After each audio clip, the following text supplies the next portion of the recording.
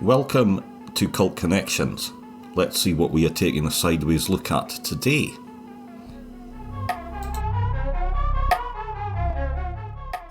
Hello everybody, welcome back to Cult Connections. As always, I am your host Ian. Today we are talking about a favourite show from the early 1970s. We are talking about the Persuaders. And I am delighted to be joined by a man who not only is the writer, the musician, a podcast host, but I think first and foremost, I should say he is probably the number one Uber ITC super nerd. It is Mr. Jazz Weidsman. How are you, Jazz? I'm all right, thanks. I don't mind being called a super nerd. That's quite funny. But certainly, from your work, I think the TC shows they're a big their passion for you, aren't they? Yeah, I mean, like I suppose most of us who are at this sort of mid-50s age, a bit beyond, we all grew up with the sort of spy craze, and the sort of ITC series are sort of an extension of, those films in the 60s, whether it be Bond or Harry Palmer or The Spy Who Came In From the Cold. As kids, we all loved James Bond because we're that age, and they're just an extension of that, really. And whereas you might be lucky to go to the cinema sort of 2 or 3 times a year if when you're that age to see a film. Those sort of things are on the telly all the time, and you've got repeats, and all the way through when they started repeating sort of Bond films on the TV and showing them in the 70s and that. So ITC is kind of something, I suppose, that's sort of ingrained in me from being a kid. And, I've got 4 older brothers and sisters, and my oldest sister is 11 years older than me. So she's like, in her mid 60s. She'd kill me for saying that. But we grew up in a pub, and my mum and dad were the landlord and landlady. So she was like sort of 14, 15 in sort of 71 when Persuaders was first aired. And, she used to, her way of babysitting was just to put the TV on and, keep us busy with that. And like, yeah. I totally get it. At 14 or 15, you want to be sort of watching Top of the Pops and out there with your mates and get a boyfriend and all that. But she had to look after us kind of thing. So, I mean, I'm forever grateful for her for doing it. Well, not that I remember watching The Persuaders like the first time it was ever shown, but, it must have gone in, and all those other shows must have gone in, because kind of that's all when it sort of came to the sort of later 70s and 80s and that's the kind of things I remembered, So I suppose it was semi sort of subconsciously sort of going in, as opposed to sitting there glued to the screen watching Roger Moore for the Saint. It's quite funny you should say that. I cover a lot of the horror films for the show, but lots of horror fans will ask me as their sort of Brit about their Hammer horror, and even if you don't sort of remember watching a huge amount of them, it is almost like you know them all just through this sort of process of the osmosis. They were on, they're the TV all of the time, and you just seem there to know them, even if you don't really know them that well. Yeah. I mean, like Hammer House of Horror TV series, for example, I remember watching when it was on TV at the time. But like you say about the films themselves, in years gone by where they've now come out on DVD and stuff, I've bought things like, say a Hammer box set and an Amicus box set or whatever. And like, you might not be familiar with all of the films, but you kind of know, like you say, bits and pieces of all of them, or one and you might not know another one, but you know something about it, and then there's really odd ones, like something like Psychomania, which the motorbike one, I really remember seeing that like on Channel 4, in the early 80s, and I don't know why I even stayed up and watched it, but they used to show lots of old British films. They showed things like completely different things, like kitchen sink dramas, like Up the Junction and things like that. So Channel 4, when it first started, had all like, the ITC shows like Prisoner and Danger Man. It had the Avengers, but it also had lots of these, like you say, Hammer films and kitchen sink drama films. It was great to be sort of exposed to those things that, like I was saying to someone the other day, even in the 80s, pre-internet and all that, you were lucky if you were into any of these things, whether you were into Hammer or if you were into Bond, maybe a bit different, I suppose. But if you're into ITC stuff, the exposure that you didn't really get that much exposure in terms of magazines and stuff like that, or, obviously now with the internet, there's websites for all of them, but you were scrabbling around trying to find a magazine if you were into Randall and Hopkirk, or you're into The Saint, or you're into Hammer. I mean, I know there was a devoted Hammer magazine, but there was a lot less coverage. Do you know what I mean? It was a lot harder to find the stuff that you were looking for if you were into any of these sort of things. Yeah. It's funny you should say that. So the Persuaders, obviously, which we are covering there today now. Now, I am not too young to have seen it when it first came out, but it is a show that I seem to know reasonably well, just because of the repeats. Like you say, Channel 4. The ITV4, I think, is still, I'm not sure if it's still sort of showing some of the ITC shows or shows of that vintage, but I mean, that was a great place to find, so sort of many of them, wasn't it?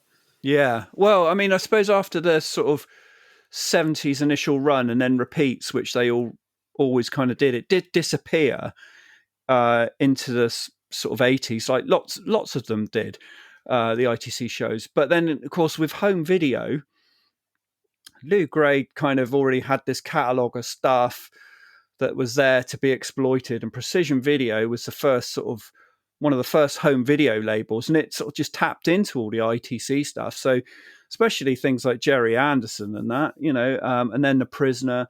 But there were some Persuaders films made, and they were released on video. So they came out in the early 80s initially, and then Channel 5, the video label, not the Now TV station. You have to explain that, because some people think Channel 5 is just a TV station, but to some of us, Channel 5 was an old video label, So, then they started re-releasing these. So you got some of the Persuaders ones, and you got The Saint and Return of the Saint. But I suppose the real big comeback for lots of the ITC shows after, I mean, some of them were repeated in the 80s, like Randall and Hopkirk and the Baron and the Champions on ITV, and some were on Channel 4. But I suppose when satellite TV came along, that was when they got a real sort of news sort of lease of life, with a station like Bravo, for example, in the early 90s, where it just overnight kind of came the ITC channel, and showed virtually every ITC series going for a couple of years, and that before it became a soft porn channel. But then, it was picked up. Some of them were picked up by, I think, like Granada Plus or Men and Motors, and and like you say, ITV4, and so it seems now that somewhere or other, either on Talking Pictures TV or Forces TV or something like that, there is an ITC show playing still to this day, and Talking Pictures are going to bring back the black and white Saints in a few weeks' time. So, I mean, there's still an audience out there, and hopefully they probably gain, I hope, a new audience as well with some of these repeat show screenings, because lots of us, we go and buy the DVD box set or the Blu-rays when they come out because we're fans, but if you're someone who's not ever seen it before, maybe you're not going to take a punt on it. But if you happen to catch an episode or two on a satellite broadcast and you like it, then, you can either watch it all there, or, if you want to get really into it, the DVDs and Blu-ray sets are available. Yeah. And that kind of nicely leads us on there, Jazz, to the their book. You actually have their coming out very, very soon, and we're talking about the obviously the advent of their Blu-ray as well, and something that the their sort of colour ITC shows have in their favour is that they were shot on their film. So when it comes to their Blu-ray, they actually look absolutely lovely, don't they? Yeah, I mean, this is the thing with ITC as well. Lou Grade, right from the start, with his very first shows, you know, the first series, The Adventures of Robin Hood, it was made on 35mm film. All of these, Mm-hmm. pretty much all of the ITC series were made on 35mm film until you get to the sort of early 70s when some went to 16mm. So they all exist in that physical format. And like you say, so when you go back to the original negs and then start making new prints, they look pristine and they look like they look glorious, like you say, especially some of the color ones that are really vibrant. Although, you know, a series like Danger Man or Gideon's Way, you know, they're very noirish in their quality, because they had like old Ealing film technicians, a lot of them come over, so they really knew how Mm-hmm. to make quality um, film television series, because that's what they were. They were television series, but they were made on film, which is very different from what like the BBC were doing and lots of other ITV companies were doing. You know, the Avengers, for example, started off on videotape and did 3 series before it even went to film. And it only went to film really because it was following what Lou Grade's ITC company was doing. So Mm-hmm. Lou really was setting the standards. But yes, to come back to it, the Persuaders looks glorious in Blu-ray. I mean, you can't beat that. When you put on one of those episodes that, for example, that's filmed in the south of France, and you see how bright and sunny it is, you can almost feel the warmth of the south of France sun radiating through your TV screen, and and you want a sort of martini in your hand to kind of watch it. Not that I like martini or anything, but do you know what I mean? It's got that real sort of sumptuous look to it. And interestingly, and then when they come back into England and it's autumn, you get that autumn sort of brown feel to a lot of the episodes, which is really nice as well. So yeah, it looks glorious in Blu-ray. And if you haven't got the set, I really would recommend it. And I'm not saying that just because I've been involved with it and blah blah blah. It just is such a brilliant Blu-ray set. Yeah, yeah. Now the book that you have there made, and it's very much a visual sort of guide to the show, isn't it? It's very much about obviously looking at again. I think one of the highlights, or one of the great sort of resources that so many of these shows has was the their sort of photographs that were actually taken at the time. I mean, there's always loads of great sort of images, loads of really great sort of photos that you can look at and actually use, isn't there? Yeah, well, I mean, again, another Lou Grade plus point. He considered his series to be, mini films. And what did they do on films? They had a stills photographer all the time taking Mm-hmm. pictures. So that's why there are thousands and thousands of these images for all these series. They just employed someone to take stills all day long. That was his job, and you get amazing behind the scenes pictures. This book that we're talking about, this book is actually, a visual guide to the global success of Curtis and Moore. It's called The Time and the Place after the episode. Mm-hmm. To be honest, when I first sort of started work on this book a long time ago, it was pre Andrew Pixley's amazing book that comes with the Blu-ray. And of course, Mm-hmm. Andrew's a great mate of mine. So when he told me he was doing this book, I was like, yeah, I'll help you out. And, we chatted a bit. And to be honest, I couldn't kind of compete with the book that is in that Blu-ray set in terms of production history, because Andrew's Yeah. much more thorough than I am. So, when me and the guys at Network were talking about the 50th anniversary and what we were going to do to sort of celebrate and stuff, and I sort of put forward this book idea to them, and it was very much like it's a visual celebration of the Persuaders, because I think what lots of people maybe don't realize, or maybe are just unaware of, is the sort of global success of the series. Now, everyone says, oh, it flopped in America, though. So, there wasn't a second series. But I mean, it went into profit before even a single frame of film was shot, because ABC had bought the series just on the names Roger Moore and Tony Curtis.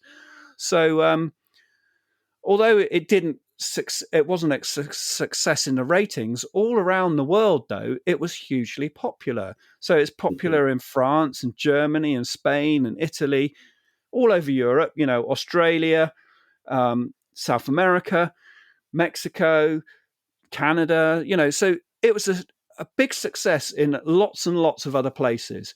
And of course, when you're a successful TV series and you've got a star like Roger Moore and you've got a star like Tony Curtis, of course, they're going to attract a lot of attention in terms of TV magazines and gossip magazines. And they're going to, the kids in the street who watch it with their parents want to get like a comic book of it, or a comic, or, there's some trading cards, or, the teenagers maybe want to get a paperback novelization of it, So there's all this merchandise that's official from all around the world.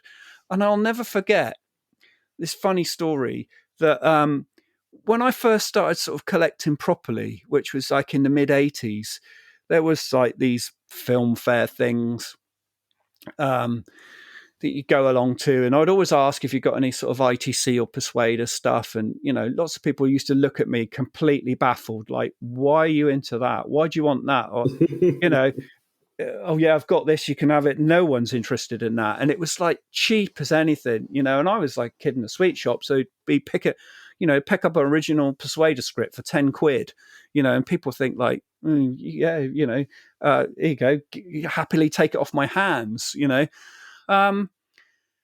and I'll never forget this guy, who now is a friend, saying to me, Persuaders, there's only like sort of 3 paperbacks, an annual, and maybe a comic strip in there. And then a few years later, like, whenever it was, I did this exhibition of memorabilia in 1997 at the University of Reading, and he came along and he was like, wow, oh yeah, you've kind of proved me wrong. There's a lot more than that. So, this book's full of stuff. Like, for example, there's paperback books from Israel, for example, that you'd never know unless you're a really hardcore fan, I suppose, about these books.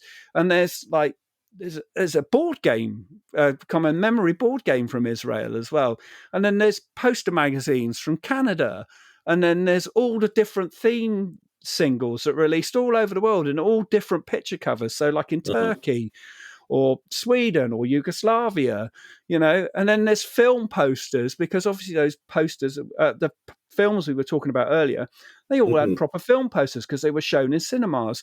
So there's film posters from like Egypt, Pakistan, the Lebanon, Italy, Spain, so the Persuaders really was a huge global success, with the exception of being on the American network. And that was the one place it really kind of needed to be a success to go into a second season. So when people say, oh, it was a flop, they're kind of wrong. It wasn't a flop at all.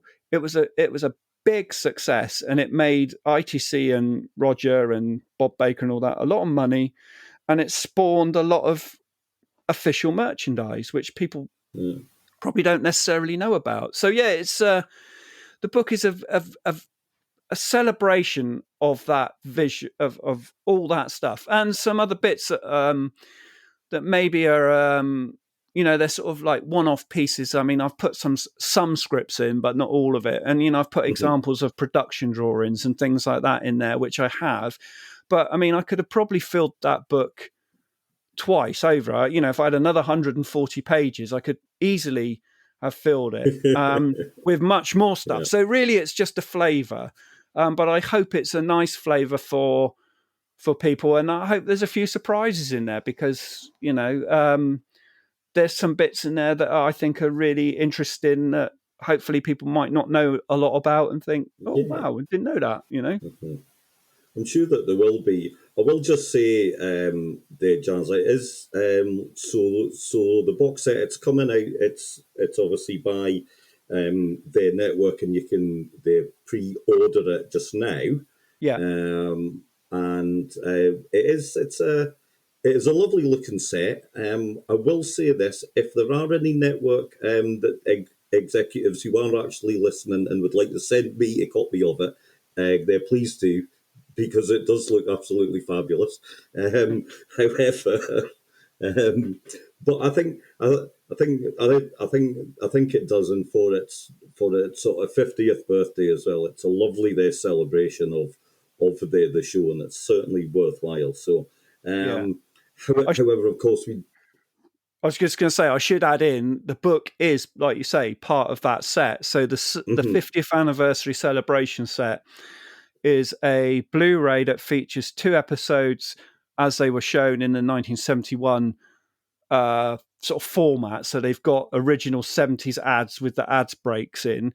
And on that disc also are 2 interviews, one with Tony Curtis and one with Roger Moore. The Roger Moore one comes from the 50th anniversary event that was held in London, the 40th anniversary event and Blu-ray launch. And mhm, the Tony Curtis one is the one that they filmed for the documentary, but the whole interview. So they're lovely to have. But then they've gone back to, there's 8 films in total, and they've completely remastered them.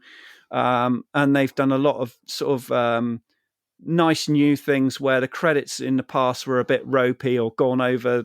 You know, there's a water skiing sequence in one of them, and the credits were right over the two of them mhm. water skiing. And they've just kind of slightly moved the credits so you can still see them water skiing. And Oh, some of brilliant! they've Yeah. gone back and found like extended cuts of scenes. So, okay, they might only be an extra 3 or 4 seconds, but you know, you get the whole sort of thing because the episodes are obviously fade into black.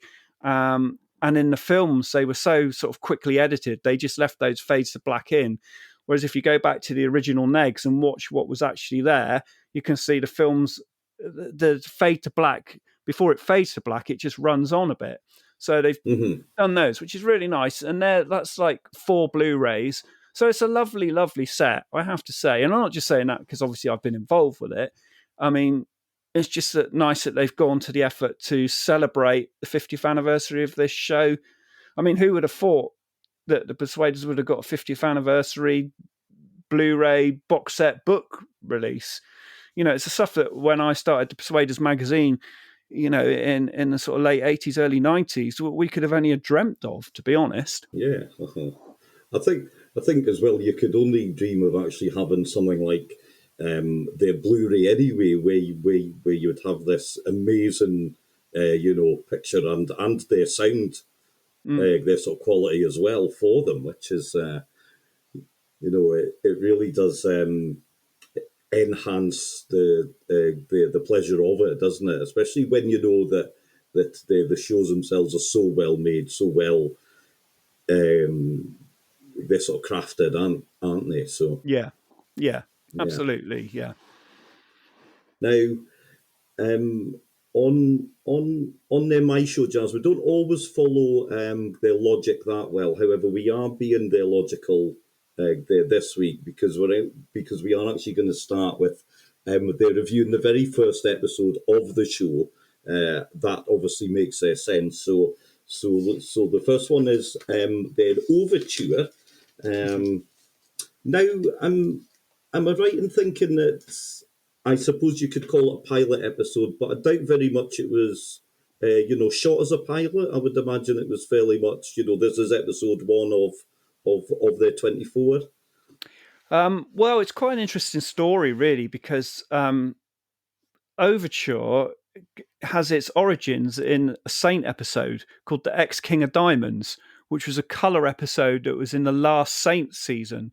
And Mm-hmm, basically, producer Bob Baker wanted to try out, in a way, the Persuaders format with the Saint and an additional character who he could sort of spar against. mm-hmm, And that was, like I say, one of the last episodes of the Saint film that had Stuart Damon in it, in the American role. And it was kind of like a dry run. Let's just see how it works. and Bob was pleased with it. And so when the Persuaders was given a green light and it went ahead, he already kind of had the pilot mapped out as how it's going to play. Mm-hmm. Yeah. So Brian Clements wrote the screenplay, and he was provided either with a script or a copy of the episode. I'm not sure which. Brian denies it, but Bob Baker said that it definitely happened, and said basically this is what's going to happen. Off you go. And then when it came to filming, the majority of the episode was obviously filmed in the south of France. Some of it was filmed when they came. Some shots were filmed when they came back to England. But while they were in the south of France, they definitely knew that Overture was the pilot episode. But it was actually didn't start filming until they'd finished filming the parts of 5 Miles to Midnight. To the Death Baby was the first one. So they didn't actually start filming the bits for Overture until they'd done To the Death Baby, just because of the availability of the people who were appearing in it as guest stars. But they shot 7 episodes down there, parts of 7 episodes. But Overture was very much in line to be, this is how the whole thing starts. Yeah, so it's more of it's not a pilot to say, they weren't going to take it there to Lou their grade, and he was going to look at it and say, right, okay, make there the rest. The series was going to be made. So, and this obviously just sets it up. So, and it's so like you say, so written by Brian, the Clemens, who obviously had his hands in lots of their similar shows as well. So obviously, Danger Man and the Avengers.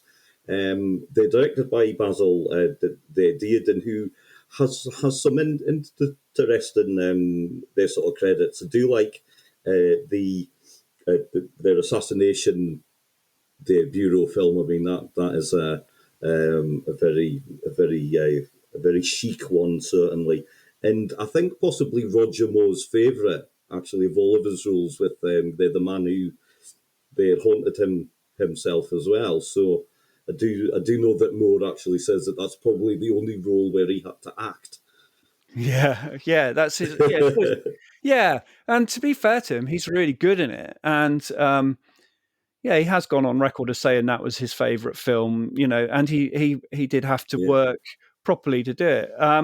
It's really sad about Basil Dearden as well. I don't know if you're aware, but film events mirrored real life, sadly, because in The Man Who Haunted Himself, he filmed that car crash on the M4, in which Roger's character is supposed to have died and then come back to life. And sadly, when they were filming The Persuaders, on the way back from Pinewood one day, he had a crash in a very similar part of the motorway and was killed. So he would have gone on to direct a few more episodes. So it's really sad about that. But he directed this episode, and I think you were talking about behind the scenes pictures earlier. There's some fabulous behind the scenes pictures of them down in the south of France where they're all clearly having a great time, and Basil's there, going through scenes with them, and so it was it's clearly a fun experience for all of them. Yeah, I'm sure it was. I'm sure none of us would, turn down that the sort of opportunity would go and do our work down there. But so certainly this one. So obviously this is the first day story, and it really does. It tells how the two leads are brought there together. And it also features Lawrence, the Naismith's character. So Judge Fulton, and he's a semi-regular as the show goes on as well, isn't he, Jazz? Yeah, he's the kind of catalyst that brings them together, And interestingly, the original script, didn't have that very first scene where Inspector Clavell turns up and gives Lawrence Naismith this file with these photographs in, and he's got the invites for Wilde and Sinclair. and he talks about them. One won't work without the other. I've got to have them both, and together, like they're like nitro and glycerine. You put them together, and it's explosive combination. And that wasn't originally in the script, and it was only filmed afterwards once they'd sort of got the thing going and thought we need a little something extra here. But yeah, Lawrence Naismith turns up as a semi-regular, and he often gives them a little case to go and solve. And he's really good in it. Actually, he's not in he comes along and he's in an episode for 5 minutes at the start, and then he might be at sort of 5 minutes at the end when they've done the job kind of thing that he wanted them to do. But he's really good, I think, in terms of comic timing with the two of them, because there's a lot of comedy in this show, and a lot of it was ad-libbed between Curtis and Moore. But he can match them in the way that if you watch what's going on, he's got that lightness about him that he can step up to the mark and do that with them. So yeah, I think he was a great addition to the cast, to be honest. What I do like about this episode is that their sort of relationship actually gets a good chance there to build. So we have the absolutely the great car chase, which kind of sets off the show. Ironically, featuring they're the same roads as their GoldenEye, as a car chase in their GoldenEye, which is very much on the same their streets, which is a lovely Bond moment, I think, definitely. So their Bond. I think that's Bond. I think that's Bond making a homage to the Persuaders, actually. I really do, because I know the bit, and I obviously know the film, and I really do think that they looked at that and thought. I don't know whether it was like a sort of thing for Roger, because Roger had been in the Persuaders and then had been Bond. But it definitely, they'd looked at that. I'm sure they must have looked at this episode, and thought, we need to do something like that. And of course, as you say, that car chase at the start, I mean, if you cast your mind back to, say, like 1971, no other series had done that thing where you get the split vision, the cut, the screen splitting into four, so you get four different camera angles. I mean, that's the sort of thing that they were doing in movies like Grand Prix. It hadn't been done in a television series. So, and that opening shot where they speed off with after the traffic lights turn green, and then the airplane goes across as well. I mean, that was pure fluke. Johnny Goodman, who was a production manager, told me that's pure fluke, that shot, that the plane went off at the same time. But when you look at it, it looks like it's so planned, and it's beautifully done. So, yeah, what an amazing car chase. And of course, and at the end, where they come bumper to bumper, they filmed that in reverse. So they got the cars together and then got them to drive backwards and then flip the film. So, little bits of trade secrets there, but they're all good things. I mean, and it is such an iconic way to set up a partnership, isn't it? To have them racing against each other, and then obviously they go into the bar and they argue over, of all things, 1 olive or 2 olives, and like you say, it does give them the chance to build. And one of the things I really like about it is when they're in the back of the like kind of prison van and they're going to meet the judge, and they almost start having a fight again there about who they were arguing about who's the winner. It's great sort of camaraderie and banter that they're building in this episode, which continues all the way through the series. I think for me, to be fair, a character like the Danny Wilde, so the Tony Curtis character would probably get on my nerves, but Roger Moore looks at him with such their sort of disdain. I mean, it's a wonderful their sort of partnership. Actually, I mean, it feels very natural, but I do probably imagine that not that they have to work too sort of hard at it, but such a good their sort of combination, and you can see it working right from the off as well. Yeah, I mean, I suppose, if you look at it, Tony Curtis might come across as this sort of brash, confident, sort of American, and like, rah, rah, rah, rah. And, Roger's sort of like a bit more stilted because he's English nobility. But there's moments where they both kind of swap, that kind of thing. I mean, like in Angie, for example, an episode we're not going to cover, but, it's one of the more serious ones.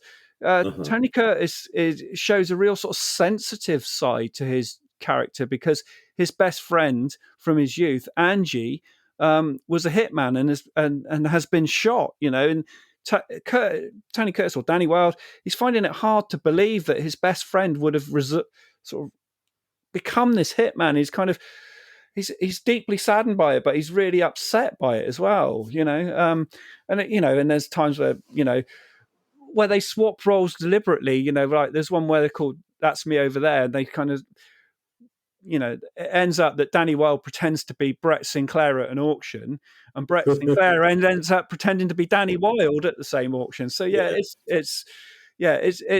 that partnership is really, honestly, let's face it, that's what we watch this series for, isn't it? That on-screen chemistry magic is really what sells this show. By I think as well, I mean, I was going to say I diverged from Overture there. Sorry. No, not at all. I mean, I think as well as a partnership, it's quite. I mean, obviously Tony Curtis, a big film there star, and Roger Moore, though, a big sort of TV star as well at that time, and obviously he was away just to be, Bond, very shortly after this, but. They do it. Just seem it does. Yeah, there's something quite sort of magical about that sort of pairing, isn't there? It just works so well. What I probably would say about this episode, there, Jazz, is that it does kind of, I suppose, it does feature the sort of partnership, maybe to the slight sort of detriment of a half decent sort of plot. So that the mystery's maybe a little bit sort of sidelined for this one. I did kind of get that feeling just a little bit. Yeah, I mean, I suppose if you think about it in a way that, their initial task was literally to find out if this girl has got a heart-shaped birthmark,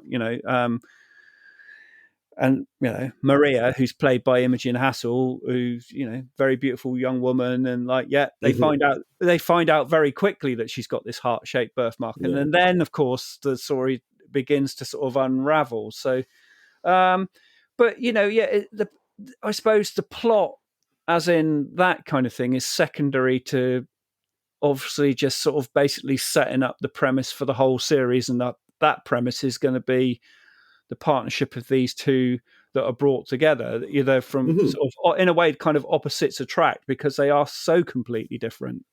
But yeah, I mean, like so sometimes I don't really watch them for the plots as such. I watch them because they're just great to watch in terms of being entertained. I mean, there are films and stuff that I will watch very seriously about plots and stuff. But something with the Persuaders is you can't just help but kind of, I don't know, laugh or smile at it when you just see what's going on, because it's clearly they're having a ball doing this. And it kind of just that magic kind of comes through to when you just sat there enjoying it, I think, personally. Yeah. I think you're absolutely right. I certainly watched this one with a big smile on my face. I think that's the whole sort of point. And it flew by as well. One thing I just wanted to mention, sort of visually, and we have sort of touched on the car they chase, but it's the cars themselves. So and obviously a big part. And I get the feeling from the series is that, and obviously it's 1971, and in 1971 we're still very much in that swinging 60s kind of vibe going on. We haven't quite reached the grim sort of 70s as it maybe goes on there to be. Certainly, sort of TV wise, it does get very serious as we Yeah.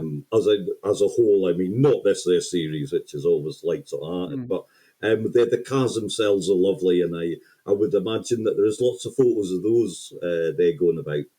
Yeah, and I mean, like the cars are almost like the co-stars, aren't they? Let's face it. I mean, if you were a young lad in 1971 watching this, and a gold Aston Martin and a red Ferrari come on screen, they're sort of things that you would, wow, look at those cars, compared to Yeah. your mum's Morris Minor or whatever, Um, so, yeah, I kind of look at them as kind of like, I say in a way co-stars for the show because they're so identified with the series, and yeah, like you say, there are lots of great photos of the cars. Right from the Dino sort of being parked in Pinewood with the meter rule up the side of it to show how actually sort of low to the ground it is to sort of Yeah.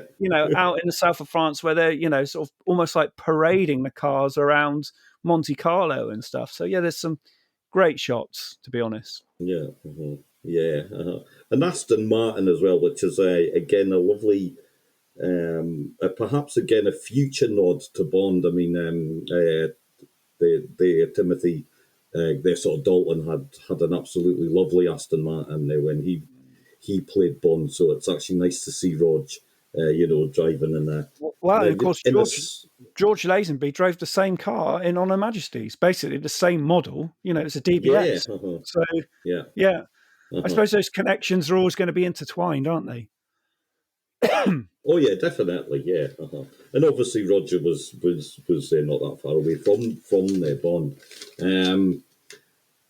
What so moving on. So we're actually going to talk about episode 4 now. This is the rather lovingly titled the Greensleeves. Now I just want to ask Jazz. I didn't notice the actual the Greensleeves music during the episode. Did I miss that? Was it in there or is it not in there? I think Roger sort of sings a little bit of it as a a parody kind of thing. Yeah, no, it's not in there. I think Greensleeves. I mean, the reason you and I discussed these before, and I think Greensleeves is a real fan favorite. It's predominantly sort of studio bound, which is unlike a lot of the other episodes. And of course, Greensleeves itself, the house was a proper location. Sadly, it's not there anymore. It's been demolished. We won't go into that. But it's one of those episodes where I think there's a theme. I think with this Persuaders running through it, where it's all about sort of Roger and Tony's identities. And here in this one, this is Roger taking on the identity of impersonating himself, and Tony taking on the identity of being his butler and his manservant, which is a very funny thing, and they again the relationship is absolutely what they do on screen is brilliant, and there's lots of funny little put downs in there, about his Hungarian aftershave and that, don't go and wash that aftershave off sort of now, and it's just so funny, and and then you've got the guest stars as well, who Carmen Munro, who plays Carmen Congotta, starts talking to Tony Curtis in Hungarian because he says he's from Budapest, and it turns out she's been at university in Budapest, so she starts speaking to him in Hungarian, which is an in gag because, of course, Tony Curtis's real name is Bernie Schwartz, and his family were from Budapest. So I love all these little in gags that they've got going, and Tony Curtis is then on screen pretending he can't say a word of Hungarian. it's just the funniness of it all is great, I think actually what I did enjoy their sort of most, and what actually they sort of struck me from the start is that the mysteries actually really they're good in this one. So it starts out obviously Greensleeves is one of their Brett Sinclair's, their stately homes by the sounds of it. Sounds like he's got more than one. but it's in the rack and ruin. But suddenly, actually, it's been done up, and there's people living in it, and he doesn't know why. So so he goes to find out. Um, and there's a lot of sneaking about going on, and I love the fact that Roger gets to play um, the Sinclair character, but not the Sinclair character. So he has to play himself as an actor who is trying to be himself. Yeah. I think that's really well done. I thought that's really, really clever. And like I say, the actual mystery part of it was actually really good. Yeah, I mean, this one's written by Terence Feely, who sadly only wrote the one episode, but he was a really great television script writer. Mm-hmm. And I think you're right here. The first time you watch this, there's a lot sort of that is going on that is not revealed sort of straight away, like you say. Mm-hmm. And like to say, of Roger impersonating himself as an actor as well. And there's lots of funny little lines, where Andrew Keir, who plays this Sir John Hassocks, who's like the leader of Uh-huh. this thing, who's setting up this country house charades, as Brett Sinclair calls it. Yeah. He says to him, you actors are good at saying the lines. And then Brett Sinclair's comeback is about politicians, say, and that's really well scripted in terms of the dialogue, So I'm not going to give it Yeah. all away. I would love someone No. to watch it, but yeah, and like they make great use of pine wood, and and there's all the set dressing for this one is brilliant. All the paintings of the Sinclairs up the wall, and Mm-hmm. all of that sort of attention to detail is brilliant. Uh-huh. There's a secret sort of tunnel element, and that looks great. That looks huge as well. It actually looks like somewhere you could go and actually get lost in, doesn't it? I think like Yeah. you said, the sets are absolutely marvelous. Yeah. Uh-huh. Yeah, yeah, and I love the country pub. That is Brett Sinclair's local, and the landlord's so excited to see him, but Brett Sinclair has to tell him he's not here, and then it's Yeah. great. Offers him a pint of cider with a dead rat in every barrel, which is like I'm from the country, and that is like an urban myth about the cider, but it's so well done. All the little nuances are really there in this Uh-huh. script. Yeah. And the Uh-huh. supporting cast are great. I mean, Rosemary Nichols, who'd been in Department S, she's turned up in this, and she's the sort of damsel, not in distress, because she's quite nasty at the start of this. She's Yeah. Uh-huh. going to go through with all of it. It's only when it gets to the end that she sort of switches sides. And Cy Grant, he's great in it. It's Brett's old, schoolmate. And like I say, Andrew Keir Yeah. never turns in a bad performance. And Tom Adams, Yeah. he's great. Carmen Monroe, you got sort of, an honourable mention to Arthur Bruff, who's Moorhead. He's only in 2 scenes, but he steals them Yeah. both, Yeah. and that's playing against Roger Moore. Yeah. To be fair, though, he did go on and play the legend as Mr. Granger Yeah. in the Are You Being Served? So I think I can see how he stole the scene. One thing we haven't actually mentioned about the show so far is the music. Now, obviously, John Barry did the theme. Quite understated a theme, I would say, on his sort of terms. It's very good theme their music. Now, Ken Thorne. Thorne did all of the incidental music, but there are a couple of times in this one there, Jazz, and I don't know about what you think, but it almost breaks into into the mission and the possible their tune at one or two sort of stages. I don't know if you've ever noticed that. Yeah, slightly. I mean, the music for the Persuaders is one of these things. Like you say, Ken Thorne did this one. David Lindup did a couple. But there's a lot of Stanley Black's music in this that's uncredited from the film Crossplot, which is a Roger Moore film that he did before Man Who Haunted Himself, but it was made by Tribune, which is the company that made Persuaders. And so lots of that is sort of going on in the background as well in a lot of episodes. But yeah, I suppose there were a couple of bits in here where it's I know the bit you're thinking of, the dun, dun, dun, dun, dun, dun. Yeah, it's, yeah. I mean, almost. That appears in a lot of the episodes. Actually, it's kind of like it's kind of almost like building up to a fight scene, or it is in the fight. It's the fight music, isn't it? Yeah, yeah. I do really like that bit of music. It didn't. They sort of detract from it in any way. It actually gave it a bit more flavour in it, and in a way, it almost sums up the vibe of the show as well. Fun, but they're sort of dramatic and actually memorable as well. You listen to oh yeah, I can hear that. A big thumbs up for me for the Greensleeves. Really, really, really well made one.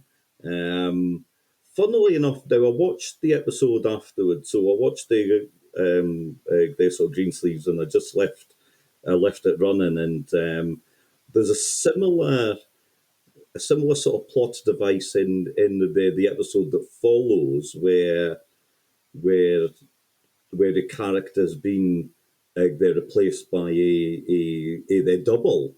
So they're a little bit of sort of the recycling, although that was another great there episode. However, we're not talking about that one.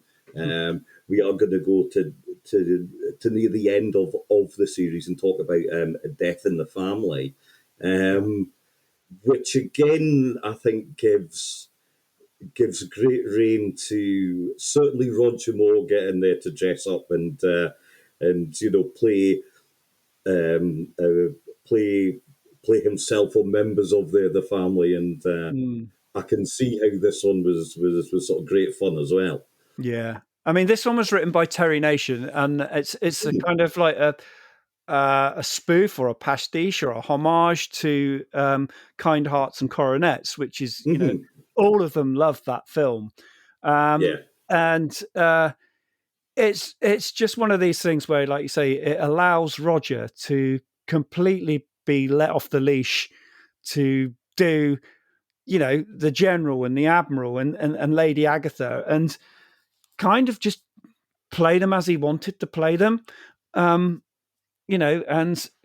Lady Agatha, I think he's brilliant at. That's such a funny character. And Willie Rushton, the two when they're together, there's that's great as well. So yeah, you got a fun but I suppose slightly predictable story, because, like I say, it's a homage to it. So you know that basically they're all going to get knocked off until it gets to the point where they're never going to knock off Roger. They're never going to knock off Brett Sinclair. That's not going to be allowed to happen. But it's a bit like 10 Little Indians, I suppose. There's always some of them that the Agatha Christie book and film. They are all going to get bumped off, and eventually the person who is bumping them off will get his comeuppance. But it's just the way it's been done, and it's such fun. This, I'm talking to you, and I keep talking about it being fun and funny and stuff. And I do think that's one of the things with the Persuaders is an enjoyable hour. No matter what kind of episode you put on, you are going to end up sort of smiling afterwards. And I think this one is another one that will make you smile a lot. It's very hard not to smile after watching the episode. I think they're jazzing, actually, and obviously people listening can't see us, but I can see you, and I can see you smiling as you're talking about them, which I think actually really sums up how sort of fun that they are. Yeah. Oh yeah. I mean, it's like I can't think of, if I put on A Death in the Family, for example, and watch it, and there are so many funny things in it, like, even just like, oh, it's the dog comes along to the car they're in and it gives them a present, and don't think it, and they throw it away, oh, it could be a bomb, and they're all ducking down and they think it's going to explode and it hasn't. And they say, oh, and then suddenly it goes off. There's just lots of funny things. And I love the little Chinese restaurant sequence where, Tony Curtis takes out Diane Salento, who's playing Kate, who's one of the Sing players, out to dinner. That's a very funny little scene. It's just, again, it's just so well crafted as well, so well made. And, Roger must have had the time of his life doing this one, turning in all those performances, and and we do get to see a little bit of Tony in drag at the end as Aunt Sophie, making a little nod to his Some Like It Hot. So, it's very lovingly done, I think, this one. Yeah. The cast in this one's absolutely great, and they're sort of hinted at that, but obviously Diane, their Salento, for me almost kind of steals the show, or certainly she captures my imagination. I can't quite imagine why, but the William Rushton is absolutely brilliant, and obviously then the Elliot as well. I mean, these are big, these are heavyweight actors, as it were. These are decent co-stars to get in, aren't they? Yeah, oh, absolutely. I mean, and one we should mention as well is Ivor Dean, who plays Mr. Beebe, the Undertaker. And it's funny because Ivor Dean used to be Inspector Teal in The Saint, so another sparring partner of Rogers comes in for a guest performance. But yeah, Denham Elliott, the thing is with the Persuaders as well, the guest casts in all the episodes, you've got really great players in all these episodes, whether that be, say, Terry Thomas in Man in the Middle, or Joan Collins in 5 Miles to Midnight, or sorry, excuse me, Gladys Cooper in the Ozeroff Inheritance. That was the last thing she ever did before she passed away. There's some really, really heavyweight names in these episodes for the time. I mean, some people listening like now might think, well, who's Willie Rushton or who's Denham Elliott? But back then they were names. So if you don't know who they are, just go and look at their credits and see what they did. And they always cast well in the Persuaders. There weren't many sort of people you thought, oh, he's a bit of a letdown or she's a bit of a letdown. So I can't really imagine anyone who would come under that category. Now a couple of little bits for me there, Jazz. Now like you mentioned, Terry Nation wrote this one, and I mean I am a big fan of his work, but I was very struck by an episode written by him that doesn't have a character called the Tarrant in it, so that's quite a shock, because that's a favourite one of him to use. Although they're joking aside, obviously. Now an interesting bit from the direction side of it. So the Sidney Hayes is the credited director. However, I do believe that the Leslie Norman actually probably sort of directed a lot of this episode. Not that I know of. No. Leslie Norman did do some episodes, yeah, but he didn't do this one. Okay. I'm trying to think. Have I got a behind the scenes still of Sidney Hayes on this? I probably have. I'm definitely not aware of there being a problem with Sidney Hayes because he did a few. So and I think again the direction of the Persuaders is great because you've got lots of film directors working on it. So you've got Roy Ward Baker who came in and did 4, and he got credits as long as his arm before he comes into this. You know, he'd done Hammer, he'd worked with Marilyn Monroe, he'd worked with Hitchcock. You know, the guy really knew how to make films. You know, and like you say, you got Sidney Hayes, you got Basil Dearden, you got Peter Yeldon was a writer. I'm trying to think of who else was. There's my mind has gone for a second, but it'll come back to me in a minute. Oh, that's okay. But I was actually struck by seeing Sidney Hayes' their name there, because actually just the other week I did watch Night of the Eagle, which is a fantastic film, which he made from the '62, and another little their sort of connection there. Obviously, Peter Wingard is in that film, and I do believe he does pop up in the Persuaders as well, doesn't he? Peter, you said the word Peter. It's Peter Medak who I was thinking of there on Someone Waiting. Peter Wingard. No, he wasn't. He didn't appear in the Persuaders, but there is a very famous behind-the-scenes still of Roger Moore as Brett Sinclair and Peter Wingard as Jason King at the time of the filming. And you know, they were. I think that was at Elstree by the looks of it. So Roger had obviously been over to see what was going on with that. He had a lot of friends there. So, but no, Peter wasn't in. That must be where I get that from. Yeah. I mean, the thing is, there's lots of great behind-the-scenes stills. For Death in the Family, there's one with Michael Caine, who was filming Kidnapped at the time, with Tony Curtis and Diane Salento. So, you know. Yeah, I mean, I just look at all these things where I see those kind of behind-the-scenes stills, and I think, like, imagine if Michael Caine had just walked on the set, even if it was just 30 seconds. How fun would that have been? But he's probably contractually not allowed to do it, you know. But, but see, him and Roger were great mates, so it's the sort of thing that they would have done. You know, they would have if there was a way of getting him in to do it. Even if they had to put put him in disguise or something and hide him in the bar, they would have done it. Or just a shot from his back or something like that. So because you would never see his face. Now, one thing that got me thinking, and actually afterwards, and a good thing about any show, any film, is if it stays with you and you think about it, you know, for a good few days after you've watched it. And funnily enough, one of the things that got me thinking there, Jazz, and obviously this one is episode 21, so we're quite far down. There's only another 3 to go. Obviously, they probably filmed it in a very different order, but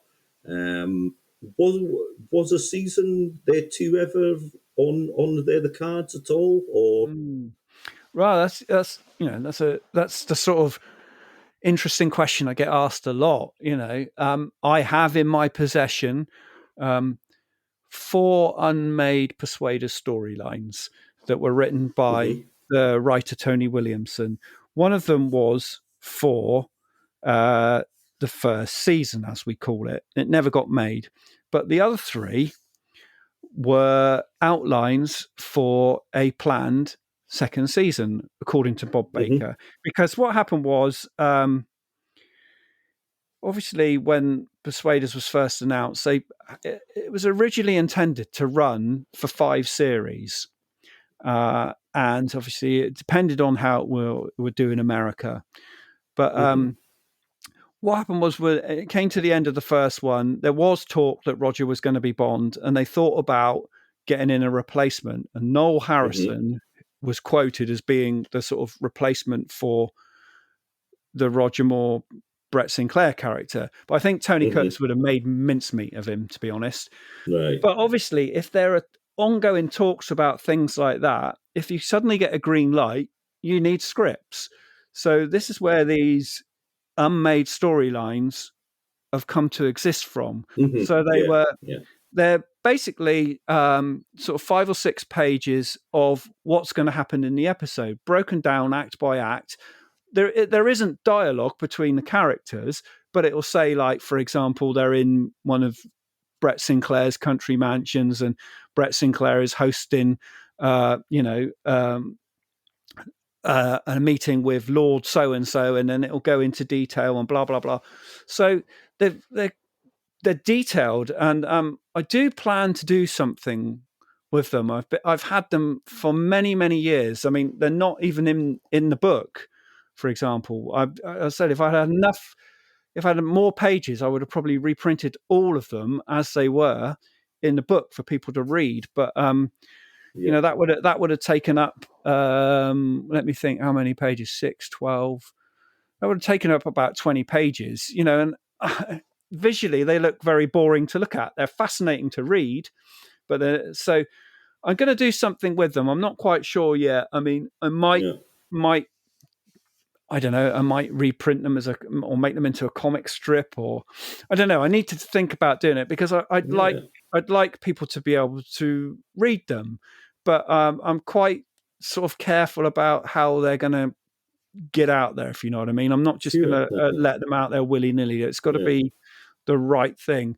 So yeah, I mean, yes, there was talk of it, Mm-hmm. but yeah, I think once Roger had signed on for Bond and they thought Noel Harrison, he's not going to cut it. It's just not going to happen. Yeah. And so they agreed to bow out with the one series. Yeah. And it sounds mad because I'm a big Persuaders fan, but I am actually glad that they only did the one Mm-hmm. because I can't see the Persuaders as it was in, say, 1970, 71 and being broadcast 71, 72. Working in 1974-5 when you've suddenly got the OPEC Mm-hmm. oil strike and you've got things Yeah. like that, it just wouldn't have kind of been the same. So it would have had to have changed. And I think the change probably wouldn't have worked for its format. Yeah. So, because it would have looked very stale compared to what was going on in say sort of 75, 76 with something like, say, the Sweeney, or even what was going on in America. And I know that some of the American series, things like Starsky and Hutch, kind of were a bit Persuaders-esque in what they were doing. They were a pair in. It was funny, and it was kind of, a bit action as well. But Yeah. there was, There was more of a sort of grittiness about it, wasn't there? yeah, yeah. I Yeah. mean, Mm-hmm. Yeah. I Yeah. think the grit would have Yeah. kind of been lost, would have not Yeah. quite worked. Uh-huh. So I'm Um, glad that they did the one series of 24, and I think, yeah. let's just celebrate that. But funnily enough, and just coming back just to their death in the family, just and just to kind of round off, and just maybe something for you to think about the jazz, but a spin off that we maybe could have had, and I'm just thinking about the sort of chemistry from one of the parents that we did get in this episode, but the Danny Wilde, Kate, the Claire spin-off show. I maybe would have quite enjoyed that because they worked really well, I thought. Yeah, they did. Well, this is another funny thing, that after the Persuaders ended, um, Tony Curtis was keen to carry on working in the UK. So, like, Bob Baker, who's the producer of the Persuaders, Mm-hmm. together with Tony Williamson, who is a writer on the Persuaders, developed a series called Dexter that was going to be for Tony Curtis. And it was Mm-hmm. basically a magician stroke secret agent thing. So, again, I've got the pilot script and sort of ideas for that here in my archive. And that would have been mad. It had been Tony Curtis carrying the show on his own, as Uh-huh. he was like an illusionist secret agent, which I think Bill Bixby did something in America that's quite similar a couple of years afterwards. I think that was called The Magician. But yeah, that was the Right. kind of I think that was the kind of format they were looking at. But again, it never got off the ground, and I think that probably Tony Curtis by then was a bit like, well, I'm going to go back to America anyway. So Yeah. Oh well. Well, what we do have, we have the 24 well sort of crafted episodes that there exist there. mm, It's a lovely sort of time their sort of capsule from that sort of age, and it's been great fun actually going over them, and I am actually going to watch quite a bit more just because I'm in that sort of mood for it. Because they have been absolutely good fun Yeah. and so well made, and a pairing that absolutely works so well. Um, Yeah, well, if you're a fan so of, if, I was going to say, if you're a fan of, like, say, Hammer horror or Bond or whatever genre you're into, if you watch a Persuaders episode, there's bound to be someone you recognise from one of those sort of genres of movies that will yeah, make you in a part that usually will make you smile. yeah, definitely. And if and like you say, if you're a fan of cult film, cult TV, there's lots to explore here. So please do that. So just to round off there, Jazz. Now, obviously, we mentioned at the start you are a man of many sort of talents, but what things have you got coming up? Um, Well, I'm just about to put up the new podcast, because I run a podcast called ITC Entertain the World, and we did mhm. 14 episodes in the first season, and then we had a bit of a break, and we've recorded the first episode for series 2 or season 2, whatever you want to call it, which is going to be the Danger Man 1 hour episodes. We've looked at the first sort of 22 of those. So that's coming up, and I hope that will be up in the next sort of week to 10 days, pretty far into the edit. There's the second issue of my ITC Entertain the World magazine. The first one came out last, I think it was October. So the second one's well into the planning stage. I've got writers writing, I'm writing. So that will be coming out. I'm writing, and I've got another book on the go. I can't tell you what it is about, but obviously it's about something to do with ITC. Not contractually, I won't be able to tell you No. about that at the moment until some other things happen. Um, there are some Blu-rays I have been asked to contribute to. Again, I can't tell you the titles, but they're ITC ones, because I'll get shot if I tell you what they are, because people are always asking me what's coming up. So yeah, and life is just busy for me. I like to think I'm a doer. Yeah. I don't like sitting down and just twiddling my thumbs. I mean, I'll happily sit down and watch an episode of The Persuaders or The Saint or Man in a Suitcase, Randall Hopkirk, whatever, or I'll watch an old film. But I don't. I can't. I'm not one of these people that just sit down and sort of do nothing. Do you know what I mean? I like, because my mind is so frantically sort of busy. I'm always thinking of the next thing I can do. I mean, like, Yeah. yeah, I've just remembered something else. I've got a champion script book coming out. I do these reprints of of original scripts, script books, and um, so that's nearly finished. That'll be coming out as well, hopefully in the next sort of Oh, 2 to 3 weeks. So yeah, I just I'm got, yeah. I've got about 6 irons in the fire all the time, and as soon as one comes out, another one goes in. um, I'm, I'm I'm actually glad that you mentioned the champions there, the Jazz, because I was going to mention it earlier, just about the theme their tunes, because one of the great things about the shows is the quality of that, and actually the champions is my favourite one. So Written by I do Tony love that. Hatch, who also wrote Crossroads. There you go. Yeah, Yeah. yeah, but you're right. The ITC, if someone said to you, "What's describe an ITC series?" You'd probably say an iconic title sequence with a great theme tune, and Yeah. then sort of action adventure, sort of thing, and I mean, but yeah, the titles and the music are keys points or parts of these things. Yeah. Yeah, definitely. So anyway, Jazz, it's been absolutely brilliant having you. What I would like to say, if you would like to come come there back and talk about any of those things that you're not allowed there to talk about just now, then you'll be more than welcome there to do that. And I will say for anybody there listening, do actually listen to the Jazzers podcast. This is I have actually listened to there myself. I know it's really good. So well.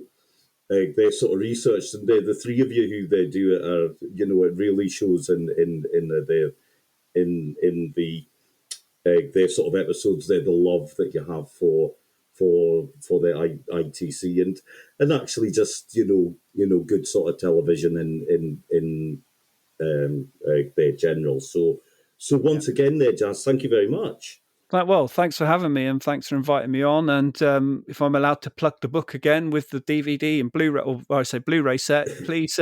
It's out on April the 4th.